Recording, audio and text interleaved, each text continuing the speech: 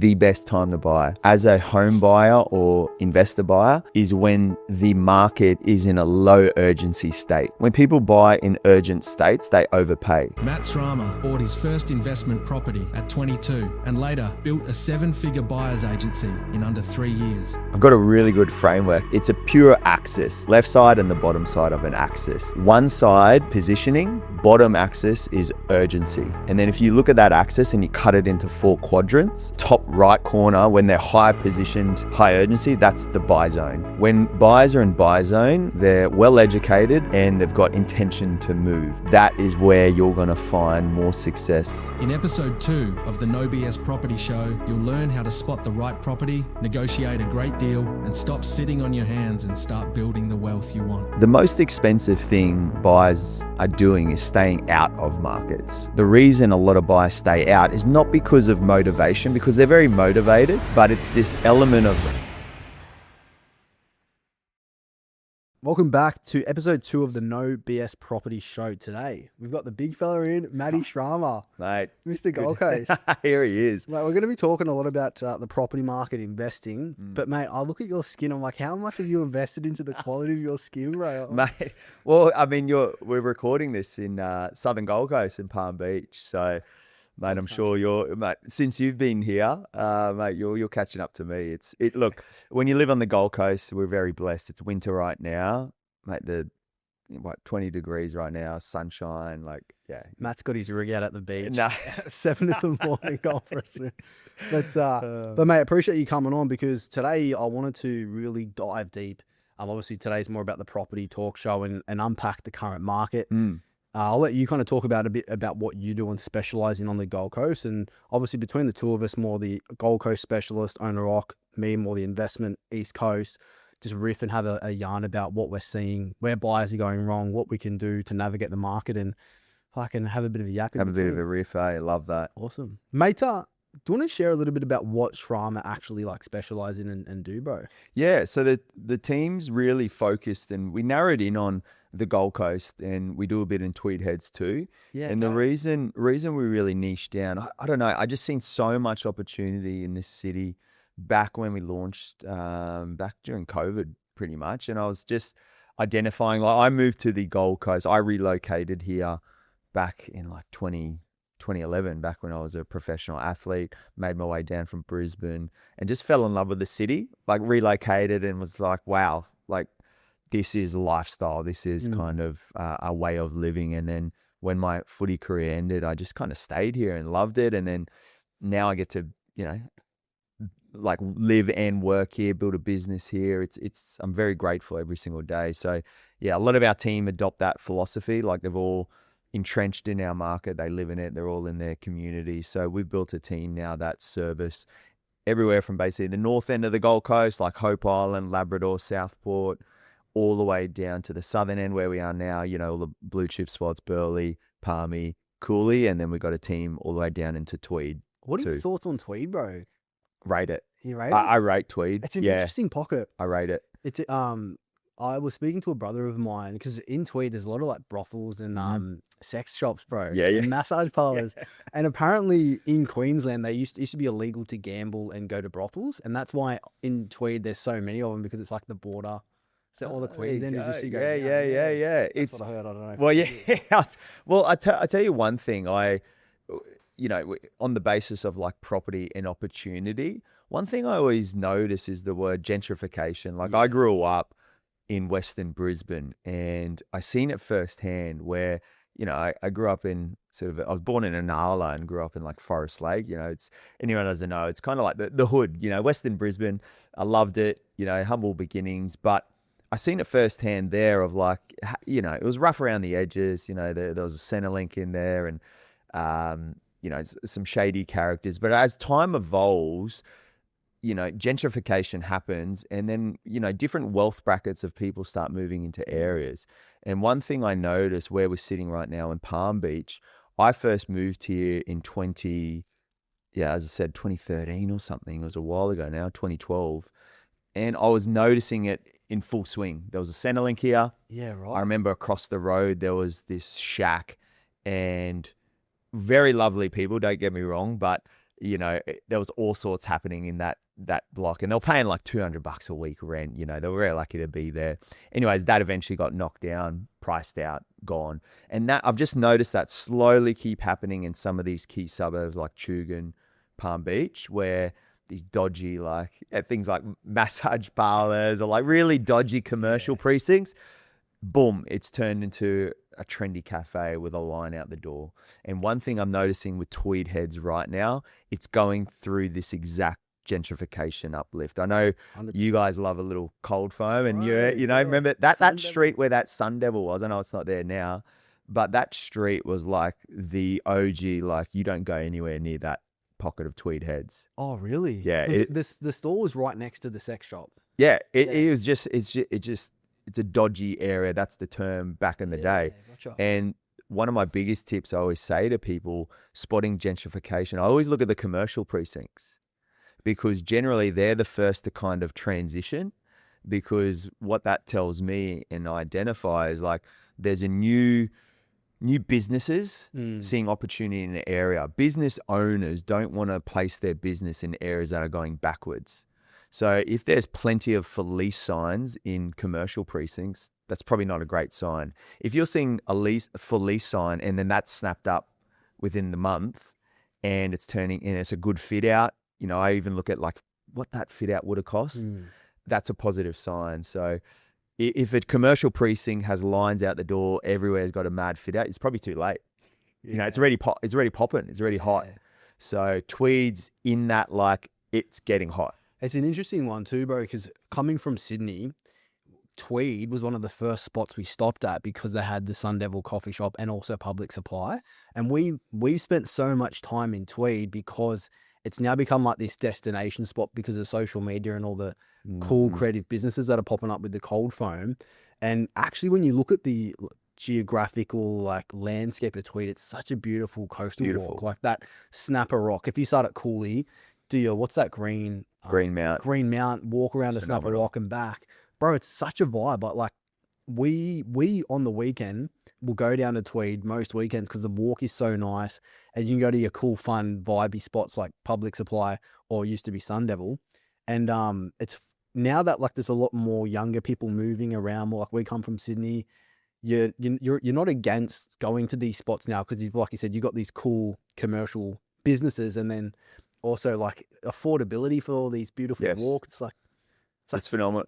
Why would you live out west in Sydney when you can come up here, bro, and like get the best of everything? Yeah. And I noticed this is probably the biggest driver for growth I've seen on the Gold Coast and Tweed pockets is from late 2020 to early 2021. I've seen a massive shift from people buying for purely like employment,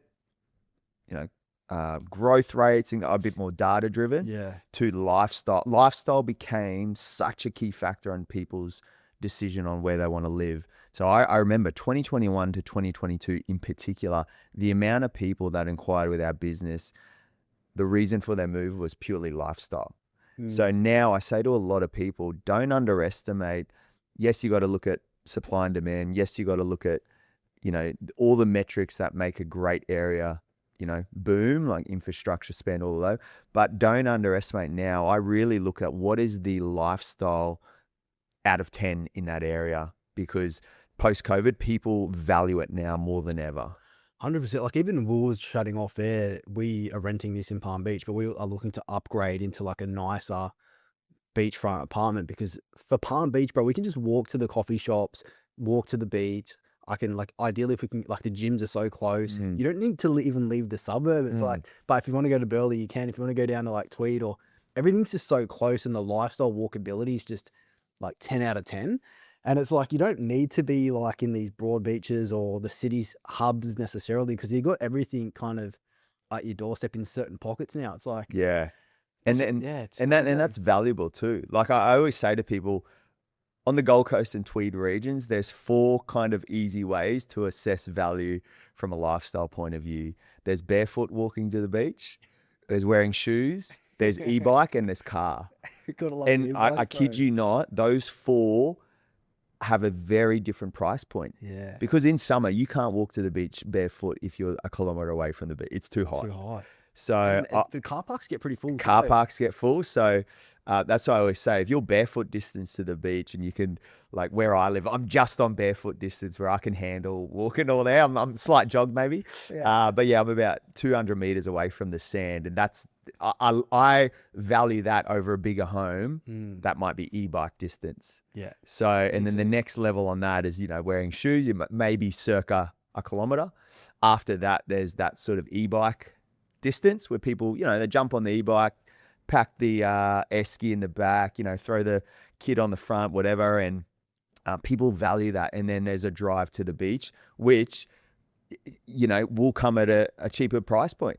Like it's unbelievable the difference between those 4 key elements to a lifestyle destination. Like I've noticed value definitely derives east to west here on the Gold Coast, unless then you go out in the the valleys and things like that. It's a common, like in investing in the investment space, we talk about like cities like Sydney have their own pockets within the within the region. Yes. It's not like Sydney's not its own market. There's multiple markets within the market. I've found that now, as you were talking about the lifestyle change, within suburbs, there's markets within suburbs. Like you look at the difference between the dry side or the wet side in Palm Beach. Like it's just such a difference. Like Massive. And then you go the west side of the Gold Coast Highway, it's a different. And I find now that's why it's so important to know a suburb intricately, because it's all good and well to like chase the next hotspot suburb that's going to boom, but do you know the good and the walk? Yes. In actual shoes or the barefoot walk? Yeah, literally. And then it's like, and then how do you get access to the good properties off market, below market value in the good segment of the market? I think that's where a lot of buyers, and what I'm seeing, are getting, they don't have an awareness around. It's like everybody's first question is, what suburb should we buy in? As opposed to like, what's the best strategy in terms of asset type for cash flow growth? Where are we positioned in the suburb? Like, I think they forget about the stuff that actually really drives prices. 100%. And I think a lot of people put so much emphasis on bargain buying, right? We all want to bargain, 100%. Yeah. But when it comes to real estate too, one of my favorite sayings is, it is always more advantageous to pay a fair price for a good property rather than pay a good price for a fair property every day of the week.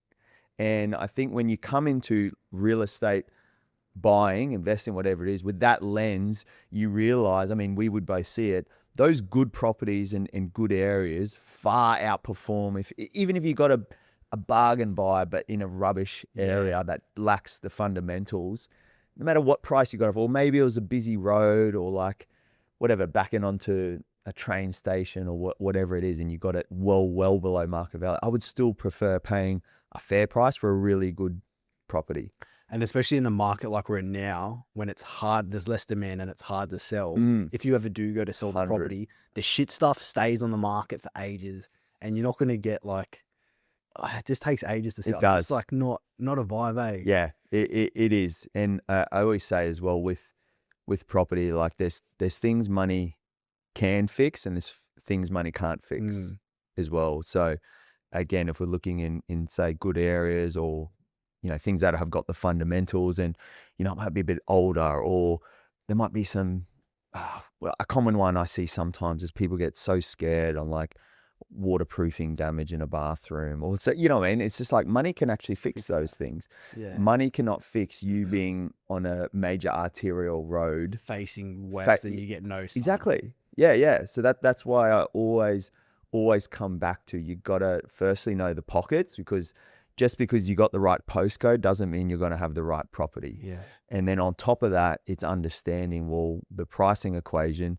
Again, as I said, I'd always rather pay a fair price for a really good property rather than, a good price for a fair property. And then the last layer on that, as I said, you got to look at things too. There's things that money can fix, and there's things that money can't fix. And property is one of those asset classes, like anything, you got to de-risk. And if you need to sell out of that for whatever reason at some point, you want to make sure you've got a stronger exit play. Yeah, I think properties, in my opinion, something you want to have think about the exit strategy, although it's a long-term game, you still want to be conscious of like even an owner-occupier purchase. Definitely. Yeah, sure, you might buy this property because you really like it, but if it's downward sloping, flood zone prone, very bad natural light, your exit strategy is pretty limited then. But what do you reckon, man? I'd be keen to like get your perspective on what you think the single biggest mistake buyers make when it comes to buying property at the moment. Like, what's been your biggest thing you see? Yeah, I would say the first thing that pops in my mind around what I'm observing buyers do the most. I think one expensive thing home buyers do that I've witnessed over the hundreds of purchases our team have bought is the most expensive thing buyers are doing is staying out of markets. And the reason a lot of buyers stay out is not because of motivation, because they're very motivated, but it's this element of analysis by paralysis, or what do you call it? Paralysis by analysis. And, it's just people spend copious amounts of time just analyzing things that don't really matter. I think that's probably a big one. Like we spoke on some big fundamentals, but like, if you're looking at the tile color and that's the biggest, like ticks out of the box, it's like you can probably change that. You could, I don't know. I see people spend time out of the market and that's literally costing them like hundreds of thousands. And it's not by way of they're not motivated. They're definitely motivated. They've got their finance approved. It's just they struggle to take the action on what's required. And I think that goes for, I guess, we're both in business. That goes for business too and things like that. Sometimes it's just around taking a calculated risk as well and taking the leap. You just got to have a crack, don't you just got to have a crack. I mean, that's why I talk so much on de-risking, because at the end of the day, what's the worst that can happen? If you've bought properly, number one, and you bought in a good location, we spoke on those fundamentals. You have to know the fundamentals again of like de-risking if you ever had to sell. There's not much that can go wrong, like realistically especially speaking. in Australia too. Yeah, and yeah, we're so blessed. We're one of the best markets. We're so undersupplied. We've got high demand, and I just think sometimes for people it's around if they can't take the leap. But that's where professionals like yourself and myself and our company can come in handy. It's just literally hand holding them to give them confidence to take a leap. Like if we look at now with the changes to negative gearing, capital gains, and then especially the SMSF changes, there were so many people that were on the fence like 2-3 years ago about buying a property in the SMSF. Now all of a sudden the changes have occurred and a rocket's come in. But like what they 2-3 years ago, although the property market's dropped now, but like they're still not ahead of what they could have been if they just bought 3 years ago. I'm sure you'd see the same in the owner-occ space. 100%. The big thing I see in the owner-occ space is a misalignment on price, condition, and location. Yeah. Like if you think of a triangle, right? Really basic in theory, tough to execute. Because when it comes to an owner-occupied property, there's an element of emotion.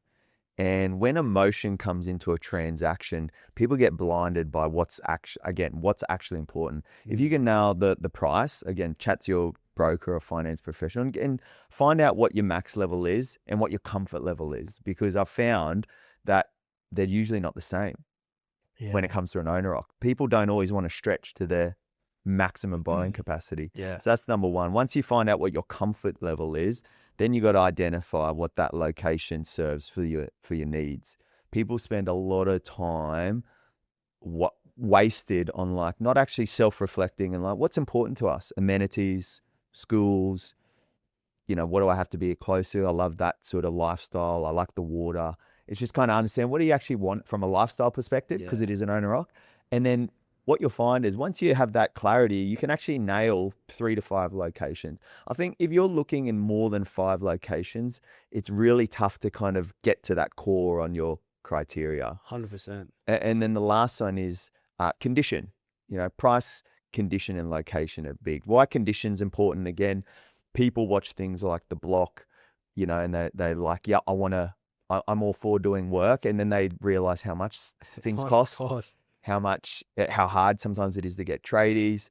And they, again, waste a lot of time thinking, yeah, a reno's easy, where it really isn't. So on the flip side, some people, when they know that, hey, I'm comfortable to do a bit of cosmetic uplift, I know it's roughly going to cost sort of this, and then they layer that onto the key locations that they like, and they know they want to stay under this budget, they're making far better decisions when it comes pointy-ended negotiation. Yeah, 100%. Like even from our perspective as a BA, I find it so much easier when a client can give me a specific region, because then we can go and put a list together of all the properties in that suburb that match their requirements and budget. And then we can create a list of all those properties by their address, and then start chatting to the top performing agents in the suburb saying, hey, we've got this buyer that's looking for this type of property. Do you know any of these potential vendors that would consider selling at the right price? And then you're able to do the right activity that can lead to better opportunities and more volume of supply. Because most buyers, I'm sure you experience the same, they're just looking at realestate.com and Domain. They're barely getting access to off-market or pre-market, let alone going direct to vendors to try and create an opportunity. And I think the more clarity you can get by looking at recently sold, let's say you got a suburb like Palm Beach, a good exercise to do is, let's say your budget's 1.2, type in Palm Beach, go to recently sold and see what sold within the last 3 to 6 months. And does what has sold match what you like for your budget? If it doesn't, fucking move on. You miss a line. And like, as good as we are at negotiating and doing what we do, we can't pull a rabbit out of a hat most of the time. Like sometimes we can, but I think there's a lot of the times people are just a lot misaligned. And I think there's so many things you can do to get aligned, like little steps you can do yourself to just do a quick research. And I reckon, from my experience, unless you're really got a knack for knowing how to flip properties, most people are better off buying in a less affluent suburb, but a higher quality property than a shit property in a higher affluent suburb, in my opinion. I don't know about what you'd see on that, but I think because people, like you said, they think a renovation's easier or cheaper than what it is. A lot of people don't have the actual time capacity to do it in a time they set out to do. Things get in the way, family, kids, jobs, whatever. You could get married or whatever the case may be, and it slows things down. So I'm a big advocate for maybe even just, look, unless you need the specific school zone or what have you, and I'm an advocate for quality of properties just as important as suburb. Definitely. Affluent. Yeah, I think the reno one's a good self-reflection thing. And I think self-reflect, like I just think about it now, a really good self-reflection tool for buyers who might be in the market now is, how many no's are you saying per week? How many no's you saying per week? Yeah, and why I say that is the average buyer, according to realestate.com, when we've seen it, they're taking up to 8 to 9 months on average for an owner-occupier. And I think that might even be larger in cities like the Gold Coast, where the supply is even shorter. And, you know, our team at Srama have nudged that down to 49 days. And I've realized it is because our clients get to say no a lot more. Because if you're getting through self-reflection question, 1 to 2 properties per week, it's not enough. It's not enough to kind of nail what is actually important. So the more no's you can say, you're actually going to get closer to the yes. And that's why I always say a lot of buyers out there right now, I call it like peeling the onion back. We really want to get to that core. Sometimes it takes some peeling and, refinement, realigning on that triangle. And I think the way to strip those layers back is more no's, because no equals feedback equals progress. And I think sometimes too, like people need to see enough property to make a decision. Definitely. We know when, like, we could present a property and it could be the first property and we know that's the best property, but a lot of buyers need to see multiple properties to feel confident to make the decision. I had a prospect reach out this week or last week saying, Dan, I want to engage you to negotiate only on a property in Terrigal. And they had seen what was on market, but we have had all these off-market properties in the background. Anyways, their price expectation with what they wanted versus what the agent wanted to sell it for at the time didn't match. They ended up signing on, and within the first couple hours, we were able to send them, hey, we've got 4 off markets, 2 of them meet your brief.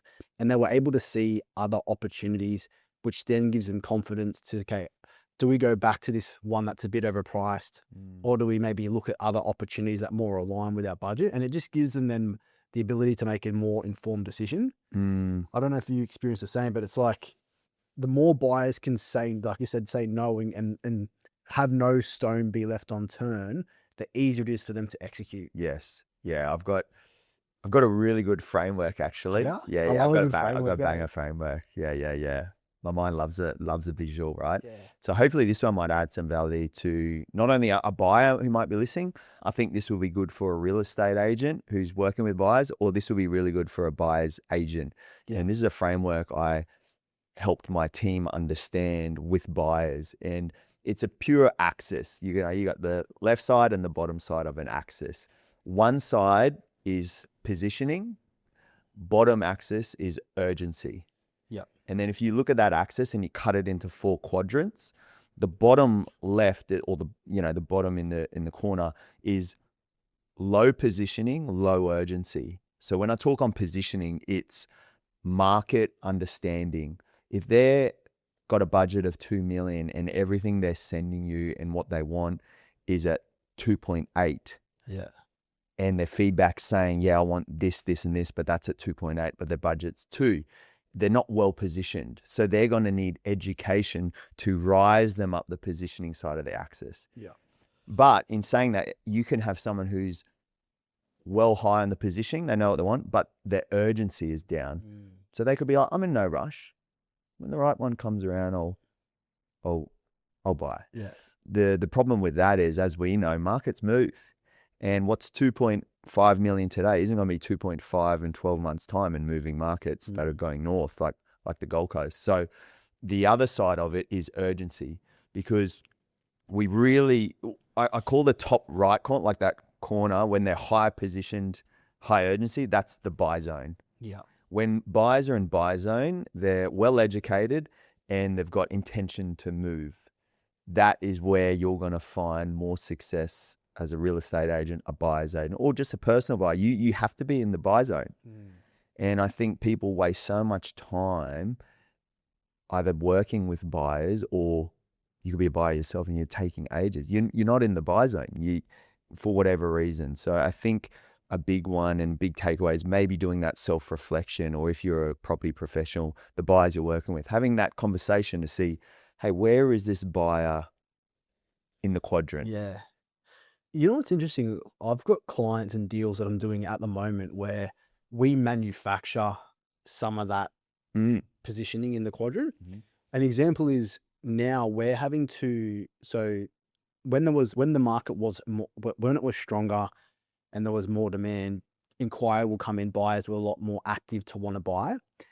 Now it's the reverse, where buyers are a lot more passive. They're waiting to see what happens with the market. So what we're having to do as buyers agents is go and find an off-market deal, do the due diligence, make it stack. And then once we're like kind of negotiate on a deal without a client. Yes.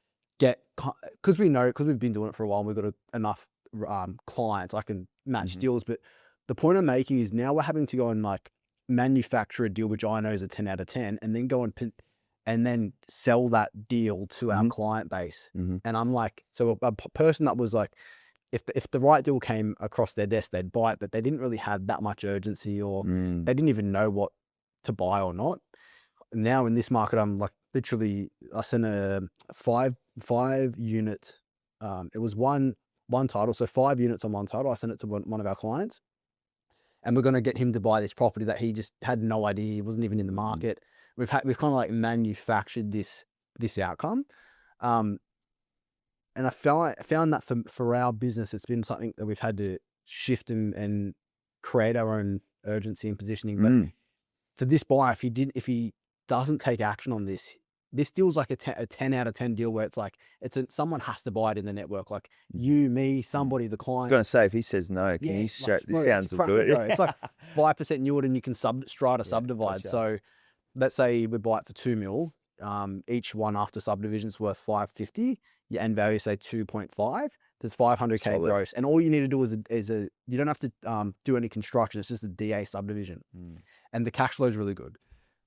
So this is the market where if you are creative and you understand the game, you can start to like manufacture outcomes. Yes. And because there's not much demand from buyers, other buyers are on the fence sitting back.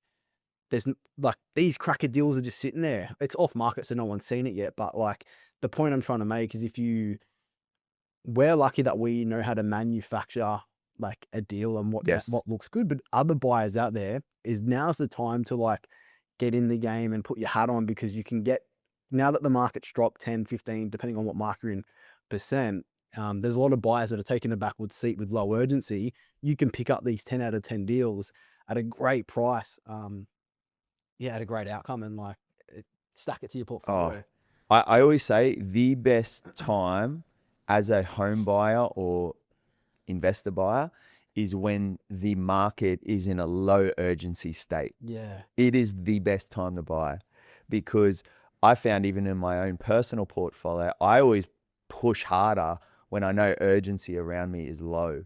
Because I might have to flick you this deal, eh? Yeah, mate, flick it. Because I just see, like, I actually don't like buying in high urgency environments, because again, as humans, we're emotional creatures. When people buy in urgent states, they overpay. And that's what sometimes inflates a market, right? And the median price can go up really quickly. And then as a value buyer, like as I said, I'm always big on the negotiation and things like that. It's harder to leverage, on the quality property, it's harder to leverage really strong prices. Like it just is. So you're competing with people who are overpaying because they're high urgency. So the best time to buy, whether you're an owner or investor, is when sentiment and urgency is down. That's when you got to raise your urgency up. Yeah. Manufacture your own urgency. 100%. Like it is wild. And like a person, I bought a few like recently, and urgency is low. I'm just like, this is the time, because again, the best way you can catch as an investor or an owner is when you're already in the market, and then the urgency of the market pushes your price up. Yeah. I did a potty with Jack Henderson, and we were talking about this analogy, which is like, for example, this black shirt you're wearing, it might be worth $40 at AS Color today, but on Boxing Day sales, it might be worth $20. It's the same product, same shirt, but you're getting it at a discount of $20. For items like a t-shirt, we see that as a great deal. But it's funny how in the property game, when prices start to drop and the market starts to turn, people don't like see, they think something's wrong and they stand back. Oh, we're going to wait and see, the market's shit. Like, it's funny how the psychology changes, eh? I see most of real estate buying, a lot of it is between the ears. Yeah. Like it's the conversation you have with your head. It's the feelings and emotions you have, like whether you're an investor or owner investors say, oh no, it's not emotional. There's always emotion. Like it's still your money. Yeah. There's an element of emotion. So I always say a lot of real estate investing, business success, back in sporting success too, you can have all the tools, you can have all the knowledge, you can have all of the resources available to be a great investor, entrepreneur, athlete. But unless the conversation between your own ears is in the right state of mind, you still won't take action. You still got to be able to move forward with confidence. It's funny, with the taking action piece, when COVID hit, we found a lot of buyers were missing out at auctions because property prices started picking up again. Yes. And what happens when you talk about people searching for 8 to 9 months, they start getting buyer fatigue. Yes. And when you are someone that's now your urgency's picked back up, but you've been searching for 8, 9 months, you've missed out on 2, 3 auctions. Now you're starting to like get the emotional decision where the next property you look at, you're like, my budget was 2, but fuck it, I'm going to put 2.2 and I'm going to borrow the 200K from friends and family, or just fucking make it work. And it's funny how we forget about those times then, and then when the market's where it is now, we kind of go relax your daisy. But when that market ticks again, and it only takes a month or 2 for property prices to start going, buy demand, and then your emotions kick in and you're like, fuck, now I'm prepared to overpay. One of the biggest human emotions that I think tethers whether someone buys or not buys is the emotion of certainty. The emotion of certainty. People want to feel certain. Yeah. Right? And when sentiment is down and maybe news headlines are reporting certain things, that lowers certainty, right? And most of the population will see that as a fearful time. Like there's uncertainty. Certainties drop. I feel uncertain. I will wait and see. Right. And again, I just spot this so many times. The best buyers in real estate, when that sort of certainty drops around them, they actually lean in and go, even though things are uncertain, I'm going to raise my own certainty myself based on the fundamentals. And that's something I've really observed over the past few years is, again, just spotting what the general public is doing from an emotional standpoint. Like what's the talk at the barbecue chat and at your local gym? If the uncertainty is high and the certainty for everyone is feeling like low, that's a good sign. As a buyer, I really kind of listen in on that stuff. 100%. I'm even now like at the stage where as much as we do rent vesting, we're advocates for buying investments. I reckon now's the time to pull the trigger on owner-occupier deals and even stretch yourself. Say the market, I don't know, you would have a more of a gauge on the Gold Coast market, but a lot of the markets we buy into across the East Coast, we've seen a minimum 5, 10, 15% decrease in some segments of the market. And I reckon for an owner-occupier to buy a property with no capital gains tax if you sell it after 12 months, if you buy in a market now where you're buying a property that 12 months ago was 2.2, you buy it for 2, when the market kicks up again and it goes back to that level, you might pick up 200, 300, 400K in tax-free equity.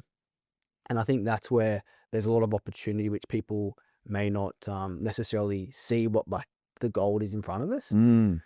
Particularly now that they've made changes to the tax incentives for investors, you could buy it and own a rock, hold it for 12 months, sell it, take your money, then go back to rent vesting or buy something and reduce your debt. But I reckon now's the time to buy the owner rock and have some good tax-free capital growth. I literally had this conversation with a mate of mine who lives in Sydney, this exact conversation where he's actually selling up 2 investment properties to buy a owner rock at a very decreased price. And we spoke around it, exactly right. Like you remember the owner rock, obviously there's rules and regulations, but generally speaking, tax-free outcome, right? And then it's I always look, what's that cash on cash return? So you got to kind of look at that too, because growth rate on a $300,000 little investment property versus a $2 million asset is a big difference, right? So I'm seeing that on the Gold Coast big time. I think one of the biggest opportunities right now on the Gold Coast is that owner rock between 1.8 and 2.6, that sort of realm. What suburbs are you talking? I'm talking the quality sort of blue chips. I'd put a radius of about 1 kilometer from the beach to keep it super simple. So like east side of Gold Coast Highway? That's blue chip. East side of probably the M1, I would say. Yeah, okay. Give or take. But again, it's hard to find anything sort of, the closer you get to the beach, you can kind of start ticking into that 2 mil realm. Why I say that price point, I'm seeing it firsthand, is anything below 1.8 is still going strong because the investments stock is still going really well because the yields are so strong, so capital growth is strong. There are still first home buyers, and the first home buyers on the Gold Coast are kind of established professionals. Yeah. So I'm seeing things that were 1.2 only 3 months ago. They're still growing like quickly and still competitive. Everything kind of getting close to the prestige, kind of north of 3.5 north.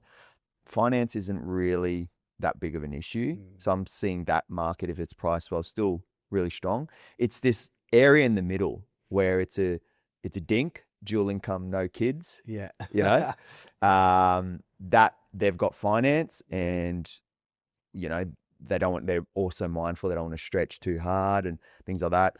Most land value sales for these blue chip are sitting around 2 million. So they don't want to knock down, but they don't want to do work because they're not renovators. Yeah. So there's this weird gray zone, high 1s to low to mid 2s on the Gold Coast right now that I'm seeing. That is the little zone that if you're considering an owner occupier, I reckon that's the zone to secure, I'd say by October.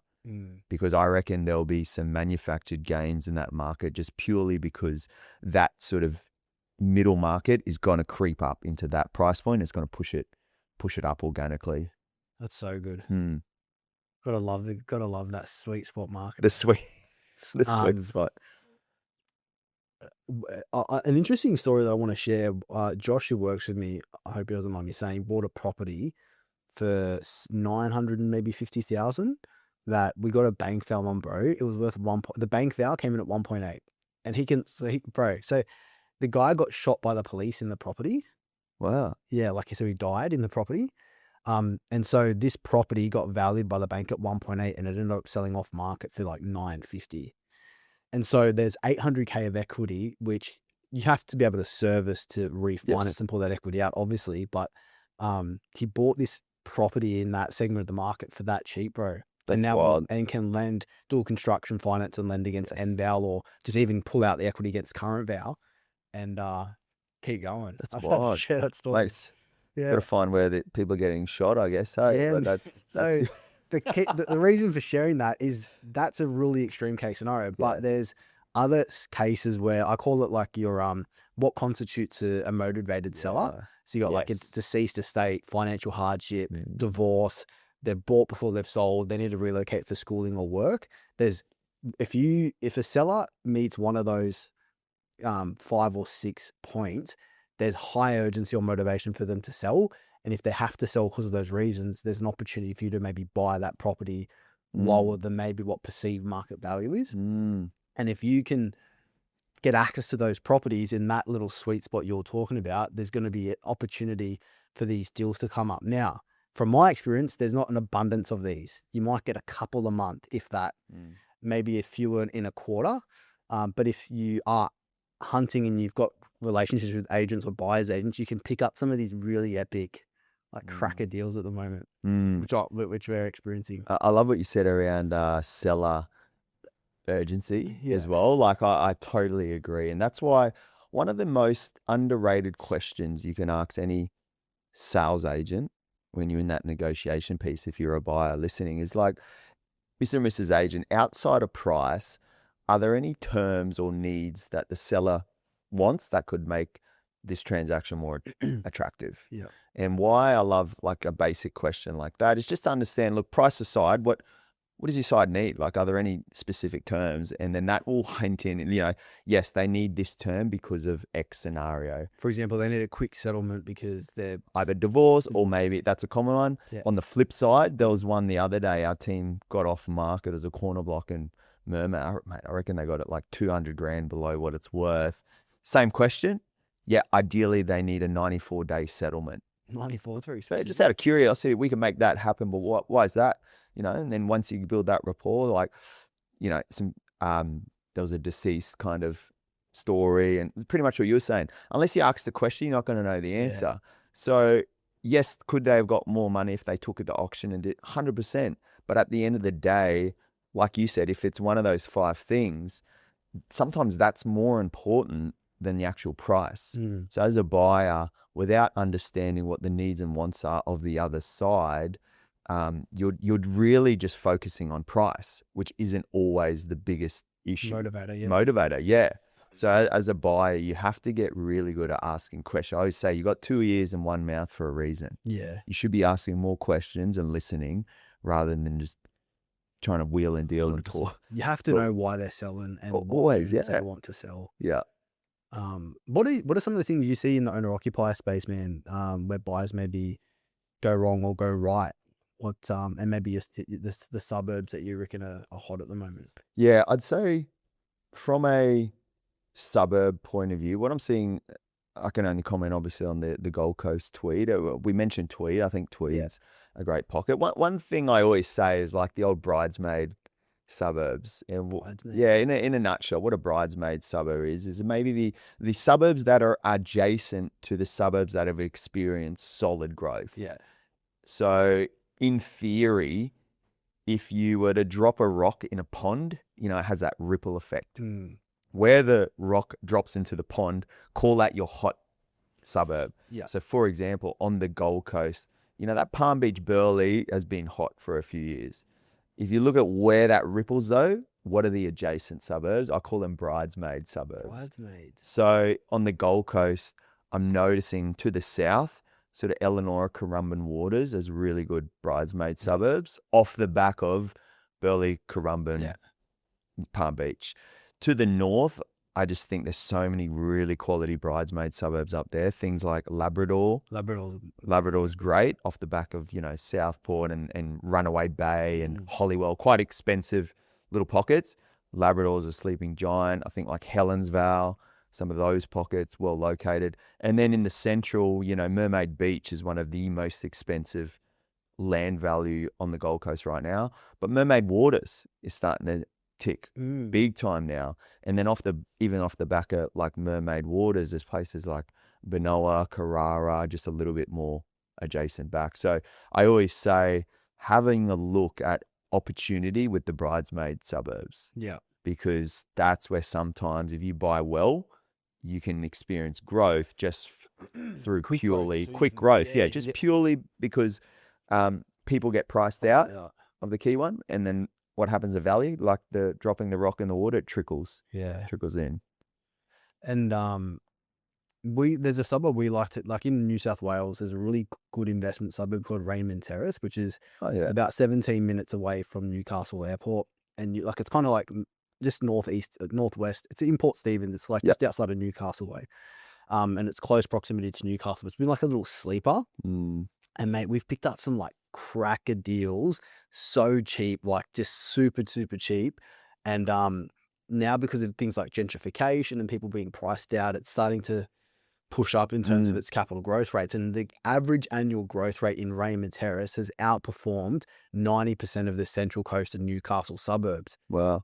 And it's interesting to see that statistic, because you'd think that the more blue chip affluent suburbs in Newcastle or Central Coast would outperform it. But for that segment, so that period of time, because of the gentrification, there's just been this demand at that price point, which has created more price movement than the more affluent suburbs. And sometimes you can make more short term, or even this, like over the last 10 years, it's done better. You can make more money in some of these gentrifying, like you're talking about bridesmaid suburbs, and you can in maybe the really blue chip stuff. Definitely. If you know what you're looking for. And 100%. And like anything in life, it's opportunity, it's spotting opportunity, de-risking and things like that. So have a little sniff around the bridesmaid suburbs. Yeah. Might have to look in some tweed. Tweed's a bridesmaid area as a total. Yeah. I'm so bullish on Tweed. Like example, our team bought something off market around the 1.4s, probably a quarter ago, like 3.5 months ago. Single level home, solid brick. Yeah, you can add some value to it, all of that. Basic, really good spot. Just bridesmaid in Coolangatta. Like the border, you could ride a little bike and you're in Coolangatta. Yeah, passes the bike.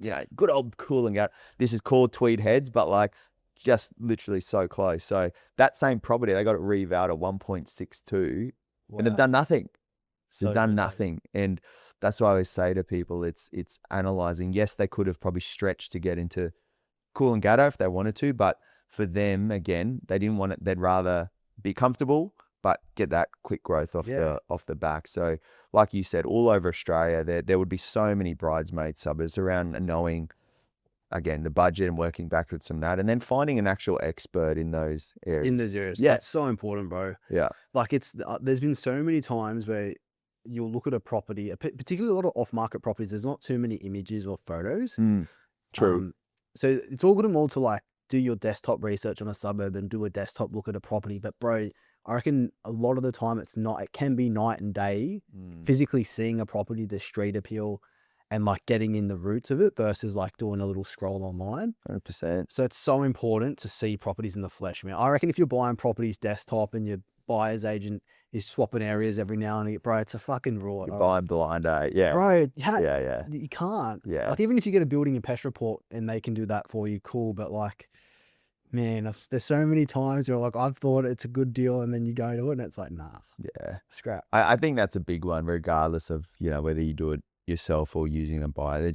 If you are using a buyer's out, just making sure that they've got some expertise in that area, something like that. Because at the end of the day, property is one of those things, like it's not rocket science, but it's one of those things. If you get it wrong, it can go wrong. Like, Yeah, it it's a can. costly mistake. Yeah. What do you reckon? Like, I'll shoot off some of my due diligence things that I reckon people maybe just not even consider. Like, one of them is proximity to government housing. Like It's a good one. Checking out, particularly like the gentrifying areas. Like a lot of the pockets in Newcastle, Central Coast, where we buy a fair bit, there is government housing and things like that. Flooding the actual soil that the property sits on. Is there things like mine subsidence or acid sulfate that prevent the future development? Bushfire hazards, flood risks a big one.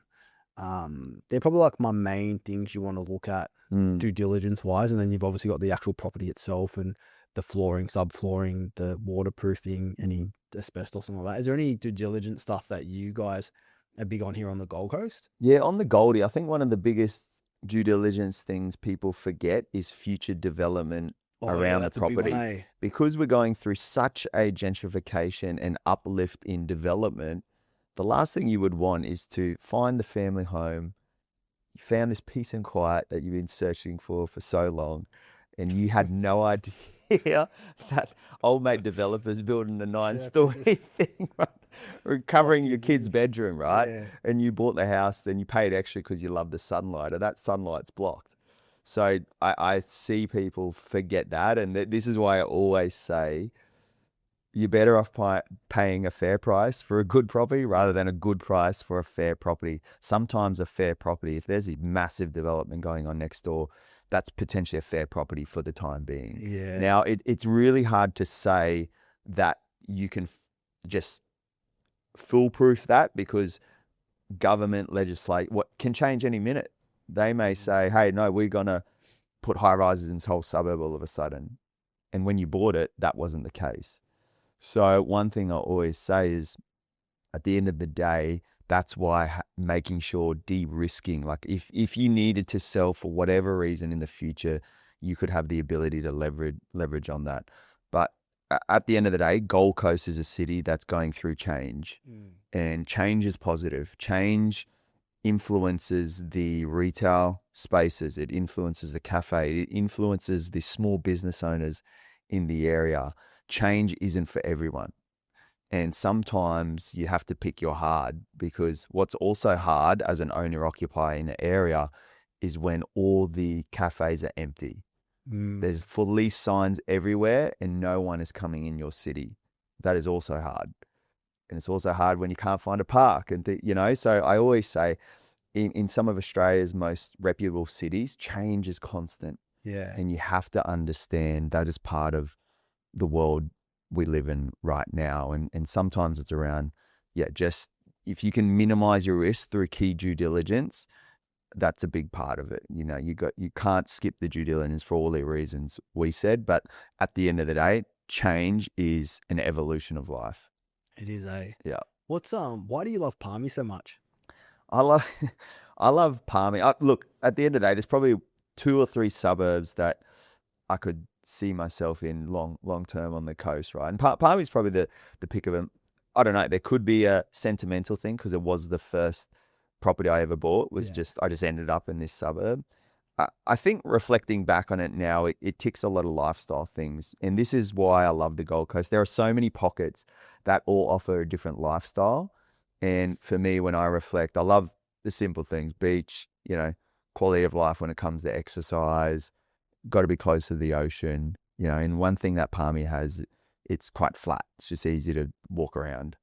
And the people are great, the community's great. But in saying that, you can literally have that same thing down in Tugun. You have that same thing in Mermaid, just different feels. So I always say, whatever the goal is, find out what that lifestyle is for you. Maybe you're renting in a suburb first and then seeing what happens. But yeah, for me, I landed here and just love it, enjoy it. So, but who knows what the future holds. If there's one thing I've learned with our team buying so many owner-occupied places, people always say the dream home. Actually changed my perspective. I think it's all about the home for right now. The home for right now. Because the team have bought so many forever properties and dream homes that were going to be, and they've come back and saying, oh, we need an upgrade. Yeah. Or we want a unit now. What's the biggest thing you reckon you've learned with doing a lot of owner-occupied deals? That would be actually probably top 3. One of the biggest lessons that I've seen with our team doing like so many owner occ deals is that, yeah, I don't think the forever home is a real thing. I think it's the home for right now. And not saying it's a bad thing to have the theory of a forever home, but just again, the amount of times people said, yep, this is the forever home. And then literally a few years later, they're upgrading, downsizing, whatever, change of plans. They've got 2 kids now, and they didn't have kids when they first got it. So yeah, that's probably the biggest one. And that's what I would say, just buy for right now. People sometimes overcomplicate and overanalyze and like, oh, this is my 50-year home. I don't want to get it wrong. At the end of the day, the average is what, every 6.5 years people move. So Yeah, yeah, it is just enjoy life now. We're not promised tomorrow. So yeah, do what's best for you right now. Love that. My only last comment on the owner occ thing too, which I observe, which I reckon people should consider, is if you are living there and you don't care about the commerce of it and you want to renovate a property, do it. But if you renovate a property too prematurely, if you renovate a property, you should commercially pull out the equity straight away and use that equity to go again. Unless you're doing it because you just want to love the property, that spend you've done on the property obviously goes down in value. So unless you're going to sell the property or pull the equity out, I would recommend doing little renovations to a property unless you don't care about the commerce of it and you just want to do it up and love it. 100%. And the key one too, obviously not financial advice because I'm not a finance broker or anything like that, but just an observation I've seen, especially with the owner occ, just simple things of like whether you own a business or you got utilized cash, just making sure that owner occ loans like offset, things like that. You can offset that principal because it isn't so much tax. Like you can't claim it. Yeah, it's not deductible. It's not deductible, right? But there are still ways you can still make savvy decisions, even having an owner-occupier loan, using offset loans to reduce that interest and things like that. And then also using the equity in the owner occ to pull out and buy an investment or... One of the biggest leverage points I see people don't pull on enough whilst having an owner occ is utilizing the equity to invest into assets, into tax deductible assets. It just blows my mind how many people don't go check in on their owner occ and see, hey, have I got any equity in this property? It's one of the biggest assets of people's lives. It's literally it's tax-free, generally speaking, and it's probably had the most growth, speaking too. Like a lot of people should at least be checking in, hey, do I have equity in my owner occ? Most of the time they do. And then what they do with that money, I call it lazy equity. If they're not doing anything with it, it's just lazy equity. Yeah. Just kind of sitting there. We call it distilled capital. If it's just sitting there, it's not doing anything. Yeah. And the cool thing is with lending is that the banks, if you earn an income as an employee or you earn an income being self-employed or a business owner, the banks will give you money based on your income. And so if a bank will give you, say, 5 times your income plus money based on the rental income of a property, you may as well use that serviceability you have. Like if you've got residual serviceability and equity in a property, you may as well utilize it, because it's not like that serviceability is going to be used for other things. If you use that serviceability to buy real estate, it's not like you've just taken that serviceability from you being able to invest in other things, because that serviceability is not really used for anything else but literally really property. Or if you wanted to refinance and pull money out to go on a holiday, that's different. But you've got that capacity to tap into leverage and create a higher cash on cash return for yourself by utilizing something like the bank's money. And I think so many people just sit on, it's like they just don't really see the opportunity that's in front of them. Yeah, just a bit of a scenario for anyone listening that, whether they're a younger owner occ, maybe just got their first place.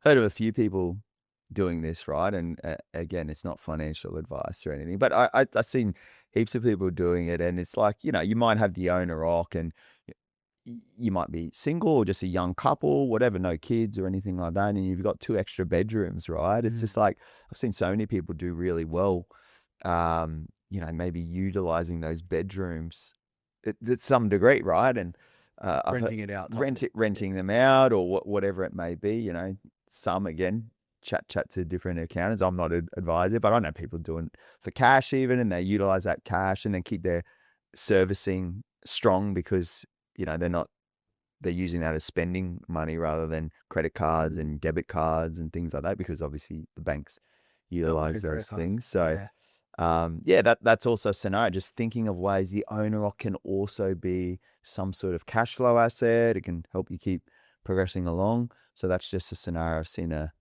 few people do. That's a good one.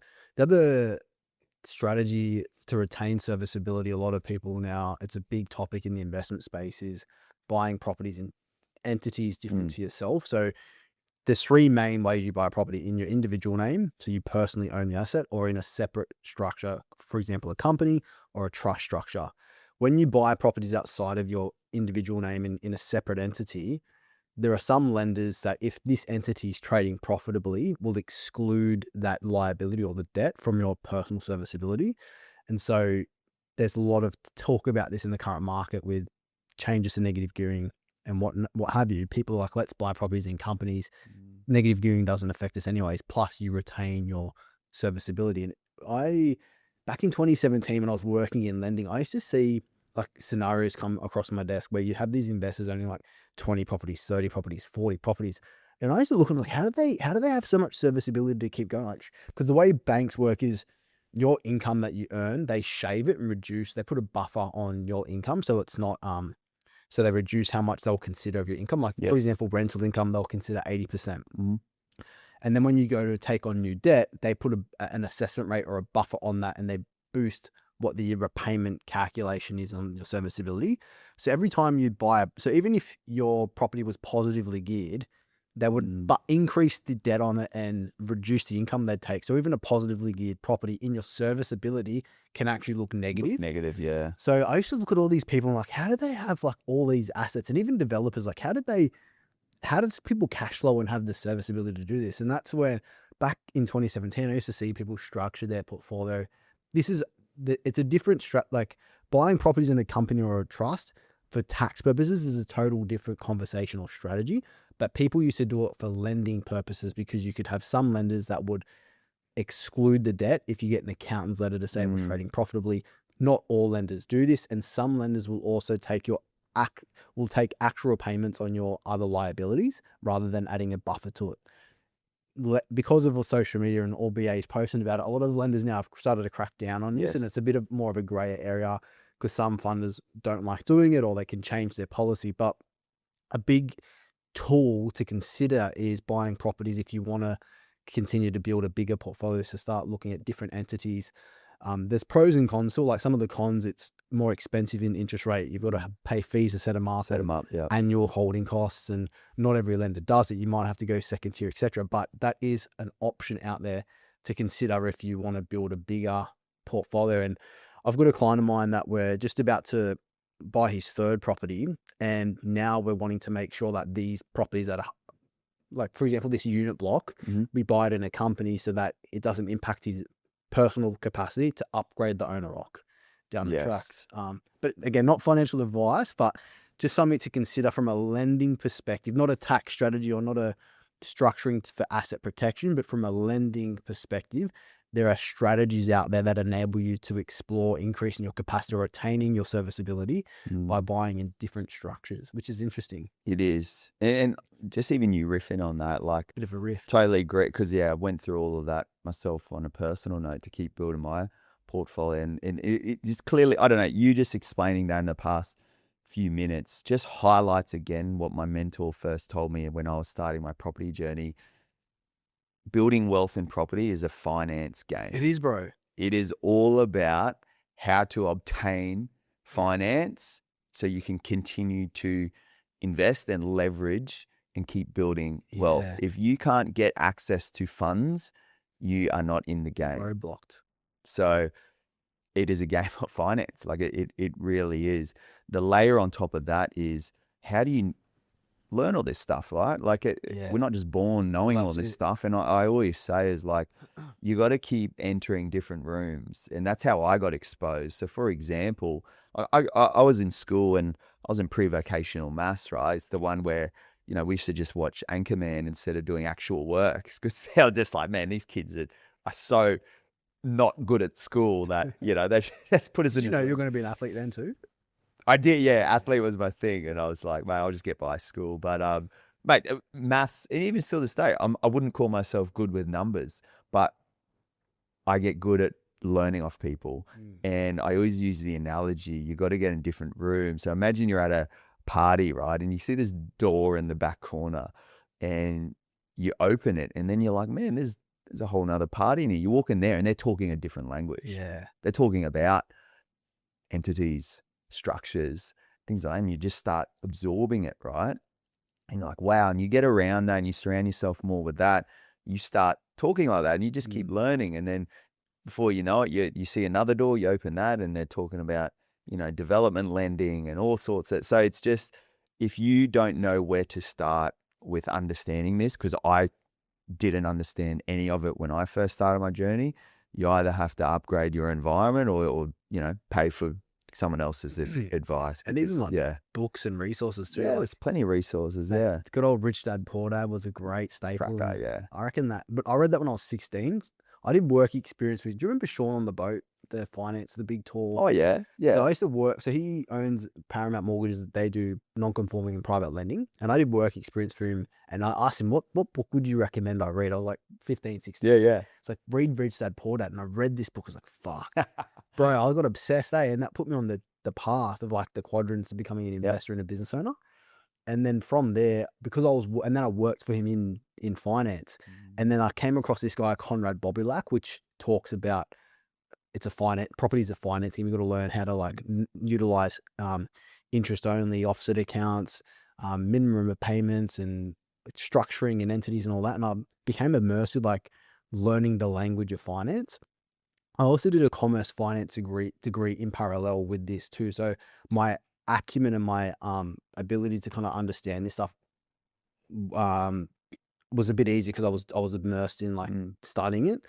One thing you learn in finance at uni is how to value an asset commercially. Like, how do you actually do a physical financial calculation to value what the intrinsic value of an asset is and how much an asset's actually worth. The interesting thing with residential real estate is it's technically not graded as a financial instrument, which means it shouldn't really have an intrinsic value because the value of it's not derived off the cash flow. Although it has rental income, people buy properties to house themselves, not because it's an investment vehicle, but then we obviously buy them as investments as well. There is an asset class in the residential real estate space which do have somewhat of an intrinsic value, which is house and granny flats or your dual occupancies. Because like even in this market where prices have come down 5, 10, 15%, those asset types have actually retained a lot of their value because the value is derived off the cash flow. So for example, you have a property that's got a house and granny flat that rents for say $1,250 a week. A lot of them are valued at a 5% yield. So it might be worth 1.25 million. So yeah, it was just interesting for me to learn how to because in commercial property and things, they start using intrinsic values and financial calculations to value an asset. But in residential, a lot of it's emotional based.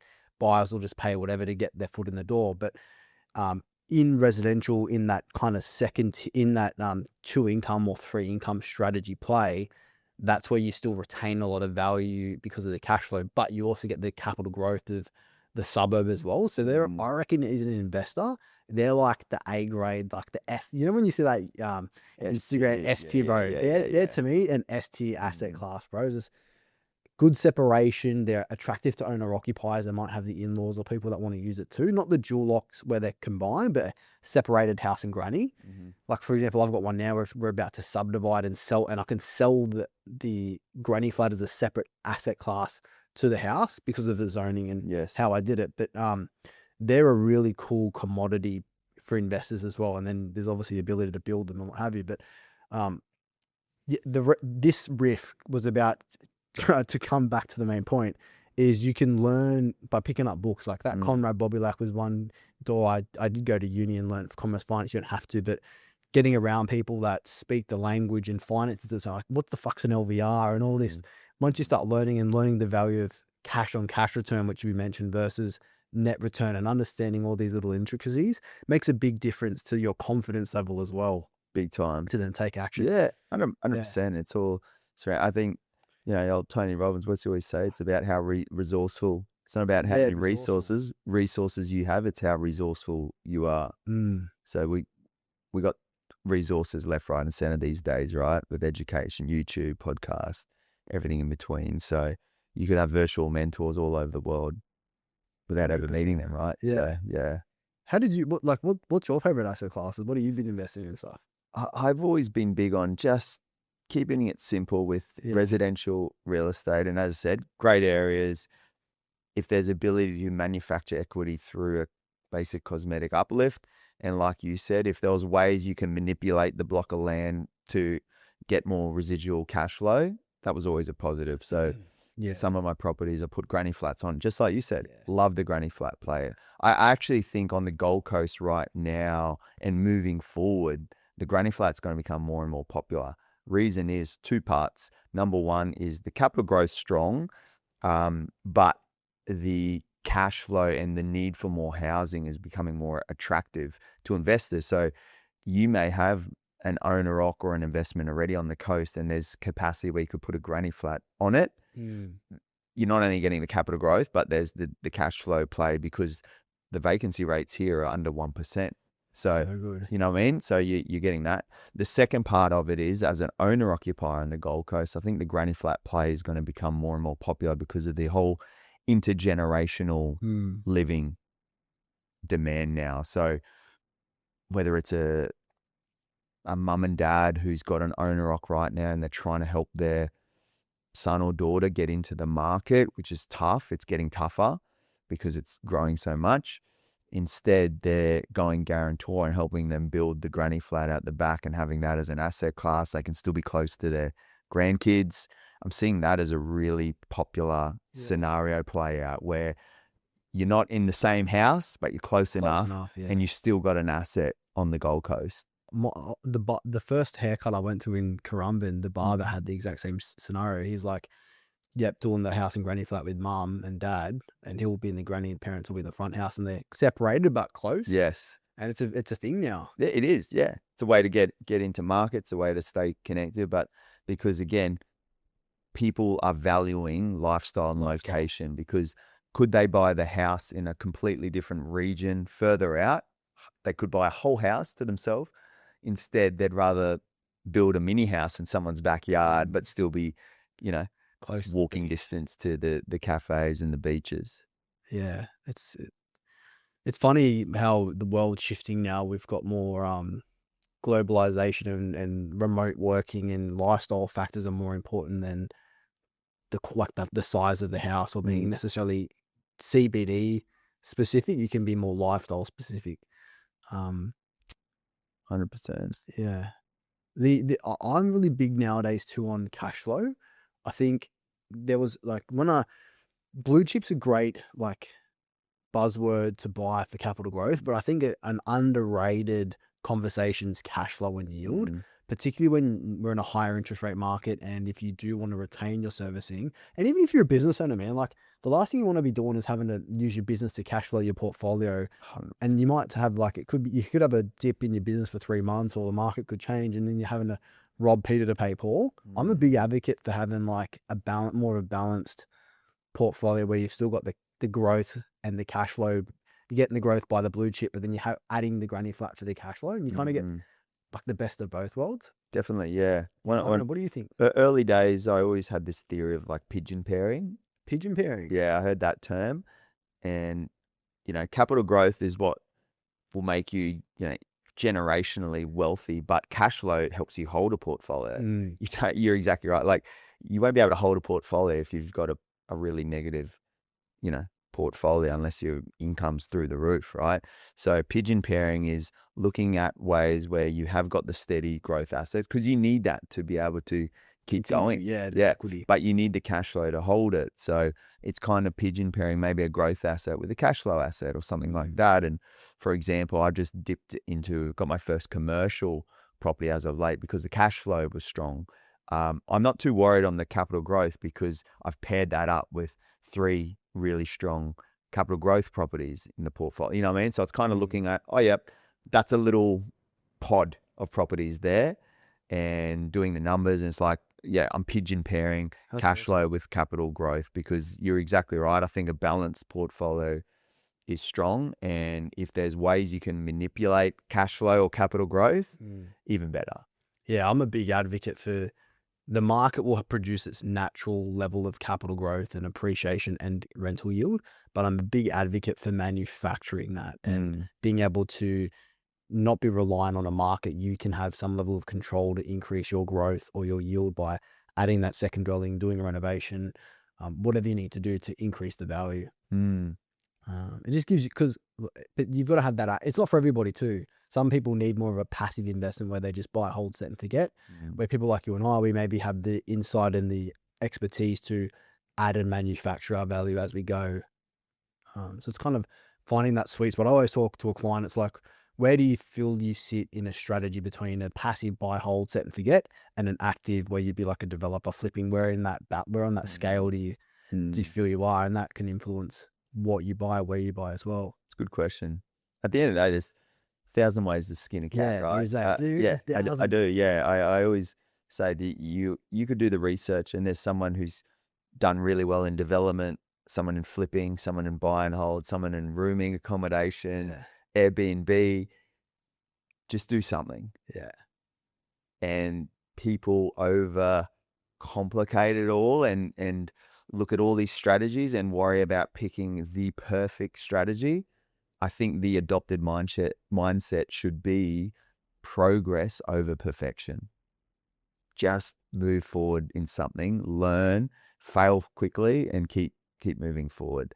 Because as time goes on, if you're working on perfection, you're going to be stuck at the start line. 100%.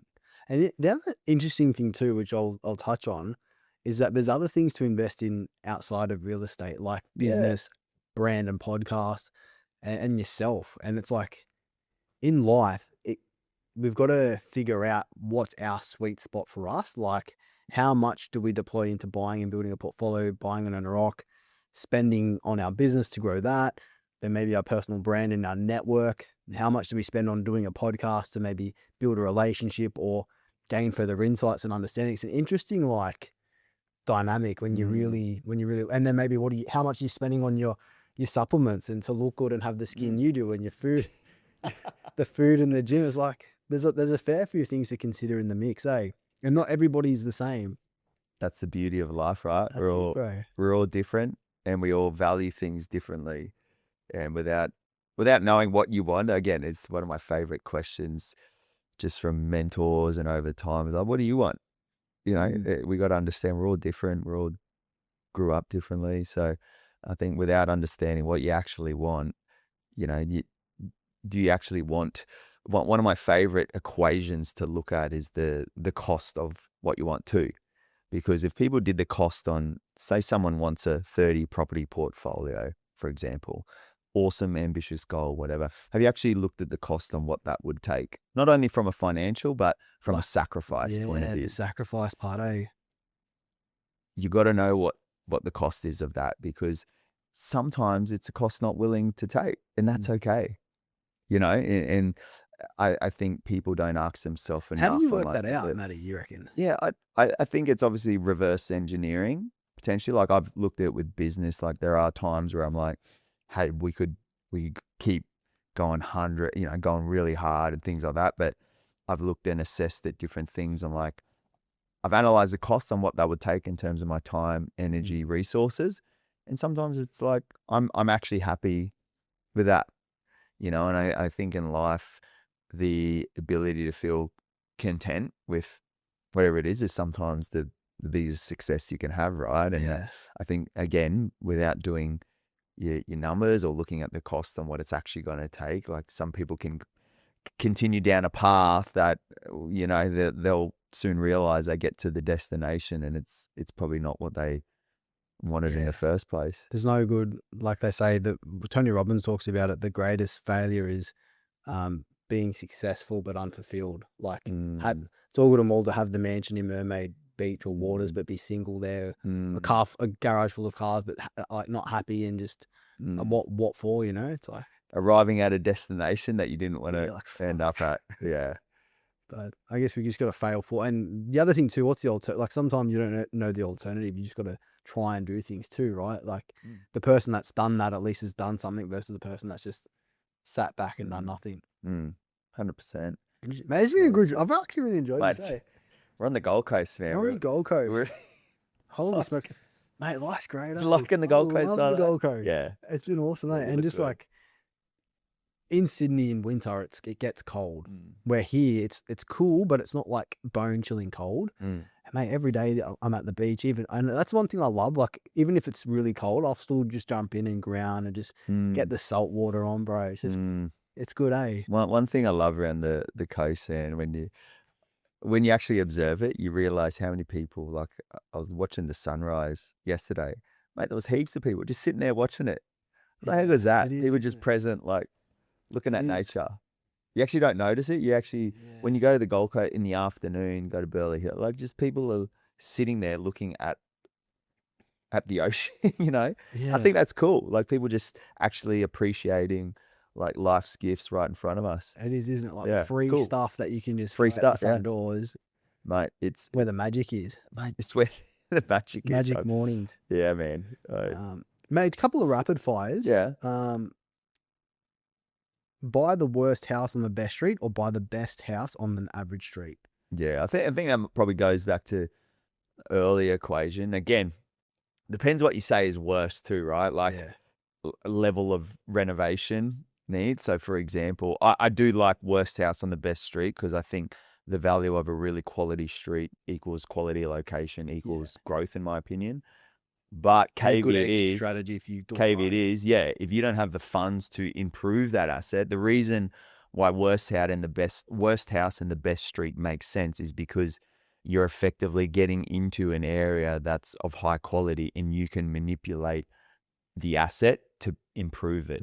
If you don't have the resources, time and energy to actually do that improvement or the funds, is that the best play? Yeah, definitely. We're walking past Gold Coast Highway and there was a unit block near us and Izzy's like to me, would you consider buying a unit like this with the hope that a developer will come and pay a premium and knock it down? I was like, one of the considerations that I've learned now that I've done more business and investing is the art of like getting quick, like not land banking things too long when you're building your cash base. Like it's all good and well for a big developer that's got like millions and millions and hundreds of millions to go buy land and wait 20 years for the subdivision or the changes in planning to subdivide a block. But when you're starting out, that timeline's too long for you. It's like to buy that unit block to hope that in say X amount of time, a developer comes and pays a premium isn't best use of funds. Definitely, yeah. In the moment. So it was an interesting, I thought that relevant to your point there with buying the worst house on the best street is also to don't land bank too long. Like, don't get caught up in buying stuff for the hope something. Definitely. Yeah. It's actually a common mistake some people do on the Gold Coast. Actually, now that I think about it, this conversation happened with our team with someone a while ago where he's so fixated on a developer buying it in the future. You know, and it's just like one of my mentors early on taught me like fundamentals of property, all of the stuff, we won't go to supply, demand, location, all that. If there's X factor, that's awesome too. I would see something like that as a bit of X factor, but not the reason of purchase. Yeah. Unless there's certainty that will look, unless like for example, we've got one where we know we can subdivide it in a period of time. That's not a guessing game. We know that can be okay. But when it's a guessing game and it's outside of your control, it's like, no. Yeah. Stick to the fundamentals. Yeah. Renovate before you move in or live in it first? Oh, I think live in it first, in my opinion. I don't know.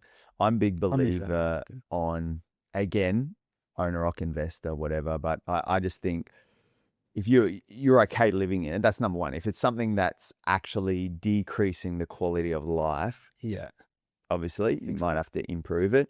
But if it's okay, I always say focus on the buy, focus on the right location, let the growth do its thing first. I think it's always good.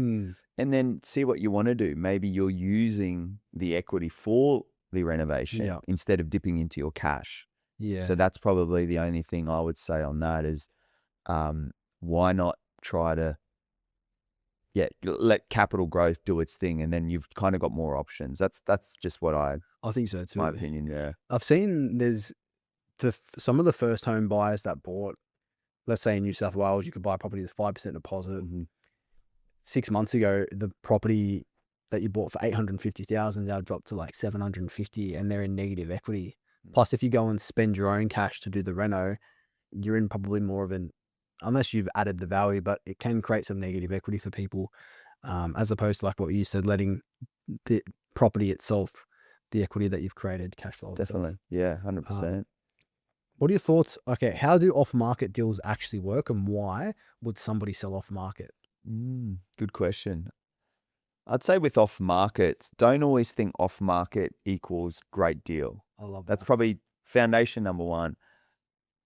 Our team secure at around 67% off market. And the first thing the team always educate buyers on is, just because it's off market, don't think it's a good deal. People are like, I want some of this off market. Yeah. Sometimes it's off market because it's overpriced. Yeah. So I think the difference is, sometimes off market is a great play because it may be distressed. I think distressed buying is good buying. I'd say something with less competition around it is good buying. Yeah. So I think it's still looking at the property as a whole, knowing what the value is and knowing what you could potentially get it for. And if you can get it for a better price off market in a lower competition environment, that's great. On the flip side, I've seen the numerous times where our team have got access to a property off market and they could secure it for this price, and they let it run on market and buy it for this price. So that's why, again, don't focus on the on market, off market. Focus on the property itself, what you perceive as the value and what you could get it for. And if that makes sense off market because it's less competitive, awesome. If it means they're wanting an overpriced for the sake of being off market, maybe push it on market to let them get conditioned to bring it down in price, and then snap it up when the heat's off of it. Yeah, agreed. I reckon in this market, now that prices are falling, a lot of vendors' expectations are higher than what maybe the market will buy it for. And mate, I'll give you an example. Like, we got investment property off market, and I reckon like the price that they want now, I reckon's higher than what we could buy it if it goes to market and has some time on the market to condition his expectations. But then, for example, this unit block that I'm talking about, I'm glad I got it off market because I can buy this in isolation, because it's such a 10 out of 10 deal that you just got to fucking buy it. So we, in the investment space, I say we buy them, not like last year, at least 95% was off market. But I get in the owner occupier space, you are more emotionally involved, and you want to, like, sometimes the on market property is the perfect property too, right? Definitely. But in the investment space, if we can get the 10 out of 10 property that ticks the fundamentals, and it's like deceased estate, financial hardship, one of those things, get in and get it done. But in this market, we're kind of saying, even to our investors, like, let properties run on the market, become a stale listing. It helps set the vendor's expectations. And if a property kind of sits on the market beyond an average campaign cycle, that's when vendors and buyers can start to have different conversations, I reckon. For sure. Yeah, definitely. It's interesting, eh? How, like, for us, the market change, we're now having to have that conversation around, let's buy actual on market properties that have been sitting there longer. Yeah, definitely. Man, we're looking at a property, I've said this before, but the one in Byron that's been on the market for over 200 days. Like, if you had that off market, like, the difference in what you could have bought it off market and on market is such a big gap now. It's like, just because you had it off market doesn't necessarily mean it's the best. 100%. Deal, yeah. And sometimes with owner ocs too, looking at it from a place of like, do you want assurance that you can have first seat at the table to get it? Yeah. That's also another equation, because if it's an owner occ and it's more emotional and this ticks all the boxes, school zones, layout, everything I want on the property, maybe the owner occupier is paying for the opportunity of having it, of assurance that I'm the only one having a crack at this. Yeah. Which is interesting as well. I found from my experience, people sell off market. Either they're price testing the market before they go online, or they need to sell quickly because there's a reason and they don't necessarily want to invest in putting it to the market, or an agent does a large volume of transactions and is happy to work with the buyer as well because they just want to get deals moving quickly as well. So Definitely. depends on the agent. Some agents won't sell off market. Some agents love it because it's just easier and quicker. But yeah, a lot of sellers will test the market or even sell off market if there's a time crunch, or they don't want people through their homes, particularly in the more upper end of the markets. People want more privacy or things like that. They don't actually like on market. Definitely. But yeah, that's the off market space. What asset types are performing best in your opinion? I would say, again, I can comment on Gold Coast Tweed Heads. I would say the best asset types in terms of performance right now are, again, just going back to that location. Like, location is such a big one on the Gold Coast. So properties that are well located in pockets that are away from things money can't fix. So things staying away from main roads, severe flood zones, different things like that. And then the layer on top is, once you've ticked that box, does it have some sort of X factor about it? So for the unit market, maybe it's a boutique block of maybe 6 and under. So it's got that X factor of future development potential. Yeah. If it's a house, has it got an aspect? Has it got really good natural light, northeast facing, maybe overlooking Currumbin Hill or a little bit of the ocean glimpse? Those sorts of things are performing well because they're the things that intrinsically, when it comes time to, if you ever need to sell, are going to separate it from just the general marketplace. And there's limited supply of that. You can't recreate a northeast aspect looking at Gold Coast from Currumbin Hill, can you? Yeah, exactly right. Yeah, and wide waterfronts, I think, are always we're very very limited in terms of how many properties are actually on canals on the Gold Coast. So I just find they're always scarce, always really popular. So anything on water, if it's good water, is performing well. Yeah. It's fun. Like, even in the investment space, we've made so much good money on just like your boutique units, where a lot of people are so scared and shy away from anything unit. But you can make some great money in the boutique space. And I reckon the Gold Coast, like, I'm not, the market better than me, but I reckon because the demographics that live here, a lot of them demand, like, if I'm going to live in Palm Beach, I want to live in an apartment on the water side, versus I personally wouldn't live in a house here. I'd rather live in a house and maybe buy in hinterlands than Palm Beach, for example. So it depends on where you are. Some people demand that property type more in a suburb than other asset types, depending. Yeah, definitely. 100%. Mate, that's pretty good. I think my last question for you, mate, is if somebody's buying an owner-occupier, why should they DM Matt Srama?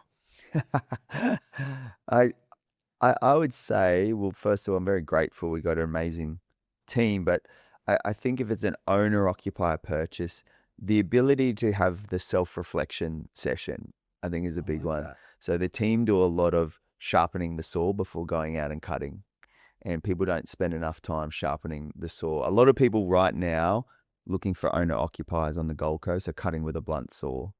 They're utilizing effort, but they're not getting cut through. And the reason is they haven't sharpened the saw.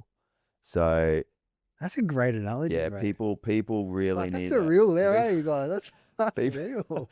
It's true. I see it every day. Like, that's why if you're struggling with owner-occ, you need to find an expert who can sharpen your saw, because when your saw is sharpened, you get cut through. And then the layer on top is, if you're getting more no's, you're going to get your property quicker.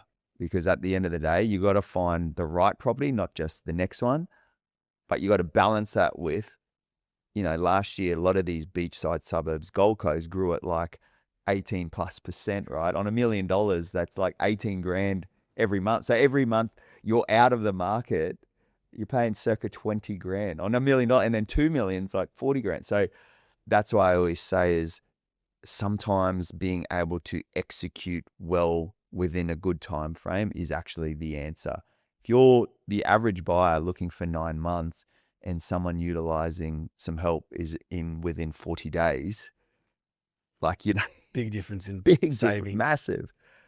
So that's probably what I observed from afar. But Love that. yeah, slide in the DM. Everyone's welcome in the DMs if they want. I'll have to send you one, bro. If anyone wants to slide into mine, I'd say the reason why you would slide into mine, I reckon where we stand out is we're not like a volume-based BA. Because in my opinion, in a suburb, there's not 40 10 out of 10 I agree. properties that exist in a suburb to buy in a month. It doesn't exist. 1000%. Full stop. So where we are really good at, we sniper the deals that I was talking about where it's like Josh's one he bought 800 grand equity instant, like this unit block. It's a fucking 10 out of 10, 500K. And we buy stuff that's like you'll have instant equity on purchase. Like the last 12 months, I think it was like 217K of instant equity, something like that on purchase. That was when it was the last 12 months before the dip. But even in this market, I guarantee you we'll find you something that you wouldn't be able to find, and we'll be able to get you an outcome on price that you wouldn't be able to achieve. I guarantee it. Yeah, no, and I've seen some of the stuff you guys are Yeah, buying really, too. It's post that active. I really like the whole quality over quantity approach. Yeah. I think it's But everyone's you're exactly different. right. Yeah, Everyone's a skinny cat. That mate. I think at the end of the day, the overarching message too is you're right. There's plenty of ways to do a lot of things in property, but if you take on this episode or any of the episodes, you could be in your car right now, you could be at the gym, you could be walking along Palmy with your shirt off with the coconut oil on, and you're thinking, I'm all a part of this. And if you're in the same position 6 months from now, you didn't execute. yeah, Knowledge is power only if you execute on it. bro, there's some bangers, eh? What? I want to do like a banger button. Srama's just dropping some heat, eh? Well, mate, when we wake up to this, I'm in a good state, bro. I'm very grateful. Where are you listening to your podcast? In the sauna with your shirt off? Or you Mate, I'm a pre-smoothie. Pre-smoothie. Pre-smoothie, headphones in, listen to both sides, get jammed up for the day. I love it. Love it, bro. Thanks heaps, man. Nah, Hope everyone got some value out of this. That's awesome, bro. That was good. Hey guys, thanks for tuning in to another Both Sides podcast. Just want to say a big thank you for the support up until now. If you've got value from the episode, could you please go like and follow us on the social platforms, for example, Spotify and YouTube, as that will help us continue to get better quality guests. Bye for now.